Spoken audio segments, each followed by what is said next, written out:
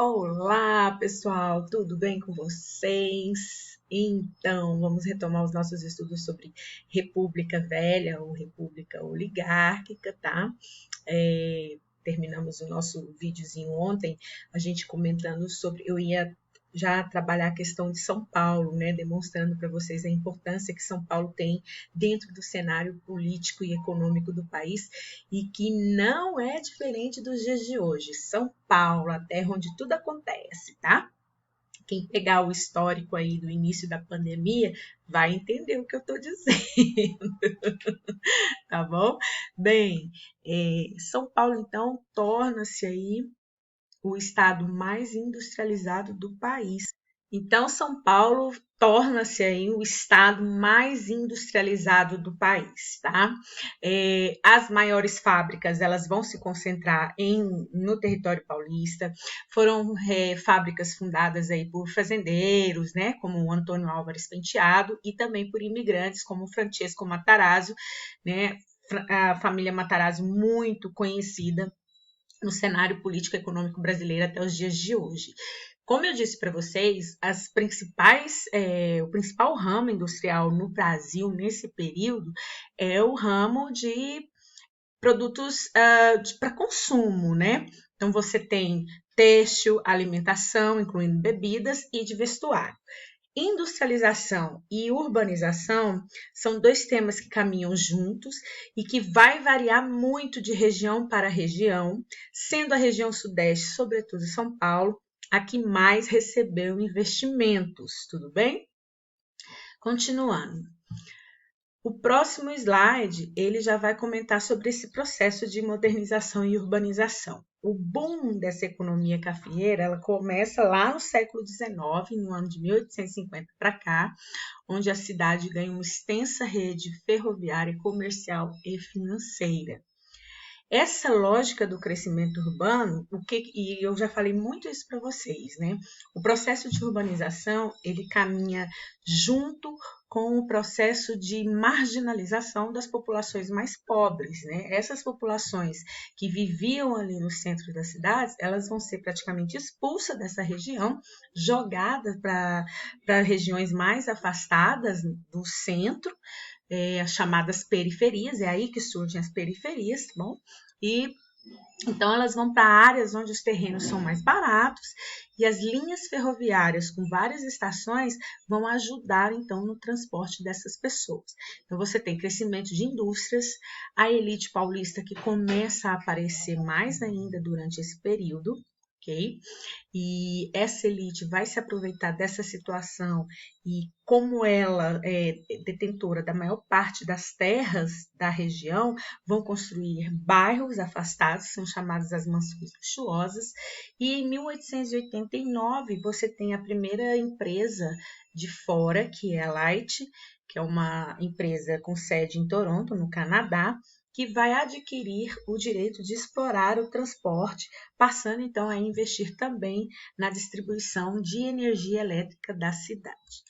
O próximo slide aí você tem o surgimento do bonde elétrico em 1900, a energia elétrica e os transportes começam a impulsionar a indústria e o comércio, os serviços e também o lazer e, consequentemente, impulsiona o crescimento populacional das cidades. Eu havia comentado já sobre a questão dos imigrantes no Brasil. Então, industrialização e urbanização estão associadas ao processo de imigração.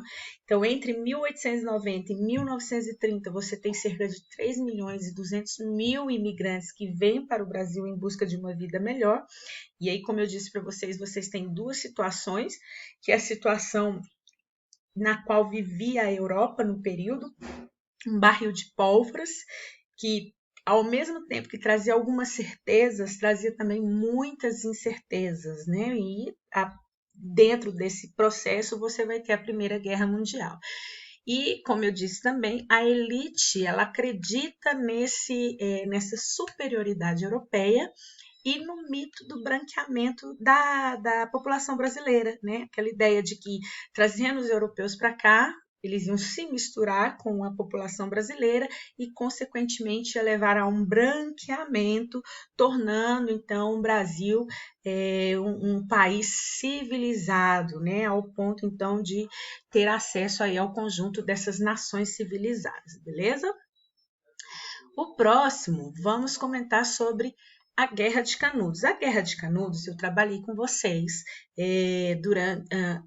bem no início do ano, né? Foi uma guerra que Antônio Conselheiro foi um cara que ele ia contra todo esse sistema, né, vigente, então fugindo da opressão, fugindo da exploração, né, da região do Nordeste, ele sai nessa missão de certo modo, não vou dizer evangelizar, mas de levar um acalanto, né, uma palavra amiga, um consolo, né, para essas populações mais pobres.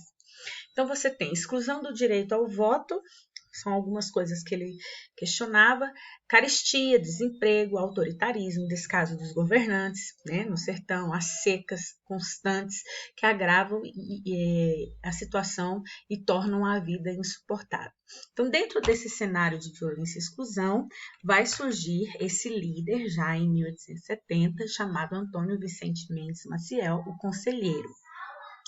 Em 1800, então veja bem, de 1870 até 1893, né, ele inicia esse processo de levar essa palavra de consolo, de aconchego para essas populações que são desprezadas pelas autoridades do país, né, desde a monarquia, né? E chegando até a República. Então, em 1893, ele consegue arregimentar tanta gente que eles se estabelecem, né, no sertão baiano, às margens do rio Vaza Barris, nas terras de uma antiga fazenda chamada Canudos, daí o nome dessa guerra, né, Guerra de Canudos, e começam a construir um povoado que foi chamado de Belo Monte e depois Canudos, ok? Um povoado que, como eu disse, ia contra, né, todos os preceitos dessa nova república, né? Questionavam o sistema, questionavam a autoridade, a falta de oportunidades, a exclusão, a pobreza, entre outras coisas. Aqui nós temos uma foto do que foi esse povoado, né? Um povoado que incomodou bastante a elite brasileira do país naquele momento, né? Então, em sua maioria eram sertanejos pobres que fugiam dos desmandos dos coronéis e do desemprego, em busca, aí, como eu falei, de um conforto material, espiritual. E no meio dessa gente também vai ter o quê? Negociantes, enfermeiros, soldados, artesãos, mineradores e professores. Pessoas que enxergaram nesse povoado, nesse movimento, uma oportunidade, uma nova oportunidade de fazer algo diferente, que fizesse frente, então, ao sistema vigente, e pessoas sofridas. Conforme a leitura da Bíblia, feita por conselheiros, né, e, sobretudo, viviam, então, de acordo com essa leitura da Bíblia, não pagavam impostos lançados pela República, o que gerou um desconforto entre as autoridades, e essas autoridades começaram a dizer que Canudos era um reduto de monarquistas fanáticos e perigosos, olha só. Isso bastou para que o governo enviasse, então, as expedições. 4 expedições foram enviadas, sendo as 3 primeiras vencidas pelos sertanejos, por meio aí da tática da emboscada, e as outras 4, e a 4ª expedição, que foi enviada com mais de 6.000 soldados, arrasou com o Arraial de Canudos no dia 5 de outubro de 1897, tá bom? Com as casas incendiadas e sua população massacrada. Então, assim, não dá para falar que a história do Brasil é uma história bonitinha, né? Ela é uma história de luta e retomando, então, como eu disse, a história do Brasil é uma história extremamente violenta, extremamente de resistência também, tá entendendo? Às vezes a gente acha que a população não resistiu, mas a população brasileira ela sempre resistiu aos desmandos das autoridades, né? A nossa história ela não é uma história, ah, vamos dizer assim, sem conflito. O que alguns tendem a querer passar, né? Dizer que a história brasileira não é uma história de conflitos, muito pelo contrário, é uma história extremamente violenta, tá? Bem, aqui nós temos algumas fotos, colocando aí para vocês, né? Dos sertanejos que viviam no Arraial de Canudos, né? Aqui uma representação dos combates em Canudos, Antônio Conselheiro morto pelo exército republicano e os sobreviventes, né, do conflito da Guerra de Canudos. Um outro conflito que ocorreu nesse período foi o chamado também a Guerra do Contestado, que já aconteceu na região sul do país, entre os estados de Santa Catarina e Paraná, que disputavam uma área, né, que era uma área, que brigavam por uma área que era disputada por sertanejos, religiosos, índios e fazendeiros, tá entendendo? E para piorar a situação, não bastasse a confusão entre todos esses por conta dessa porção de terras, você vai ter uma empresa estadunidense que entra nesse processo aí, tá bom? No intuito de construir aí um trecho, né, da estrada de ferro que ligasse São Paulo ao Rio Grande do Sul, né, e que vai colocar mais lenha na fogueira dessa situação. Então, no começo do século XX, essa região chamada região do Contestado, coronéis locais, né, expandiram suas fazendas de gado de erva mate, tomando terra dos indígenas e poceiros à força. Então, essas terras foram tomadas desses povos. No ano de 1906 a 1910, o então presidente era o Afonso Pena, e ele é que contrata essa empresa estadunidense, a Braze Rail Company, para construir aí um trecho ligando, então, São Paulo ao Rio Grande do Sul. E como parte do pagamento a essa empresa, o que ele fez? Ele cedeu uma faixa de 15 quilômetros de cada lado da ferrovia. Ou seja, uma porção de terras que pertencia a indígenas e poceiros, que já foi tomada por coronéis, simplesmente o Estado dá essas terras a essa empresa americana. Então, você vai ter uma outra situação. Os coronéis também vão entrar na briga por conta dessas faixas de terras. Em 1911, a empresa criou a Lumber, que se comprometeu então a colonizar a região com famílias vindas da Europa, né? E o interesse por trás não era só colonizar, mas explorar o pinho e a embuia da rica floresta nativa. Os dirigentes da empresa arregimentaram capangas para expulsar os sertanejos daquela área e instalaram em Três Barras, na região de Santa Catarina, o maior complexo madeireiro da América do Sul na época, tá? Aqui nós temos uma foto do conflito, então você tem aqui a ferrovia, né? Do lado você tem as terras, ok? E o que acontece? Esses camponeses sendo expulsos dessa região do Contestado, eles vão buscar orientação e seguir um beato chamado José Maria.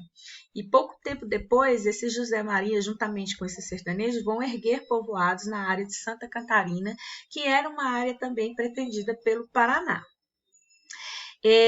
Fazendeiros e a imprensa vão começar a dizer o quê? Que os sertanejos do Contestado eram monarquistas fanáticos e inimigos da República.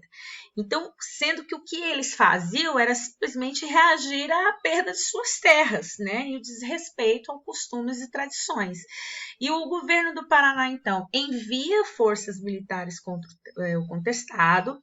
Esse monge e o comandante adversário morrem. Os sertanejos inconformados passam a dizer que o monge José Maria ia retornar à terra e fazer valer a lei da coroa do céu, e com isso o movimento vai ganhar aí novos integrantes, né? E o número de vilas dessa região em Santa Catarina vai aumentar, são chamadas as Vilas Santas. Durante esse confronto, né, com as forças militares locais, os sertanejos vão incendiar a sede da empresa estadunidense, vão, diante do governo do presidente Hermes da Fonseca, 1910 a 1914, ele vai lançar contra o contestado. O vídeo vai acabar. Peraí.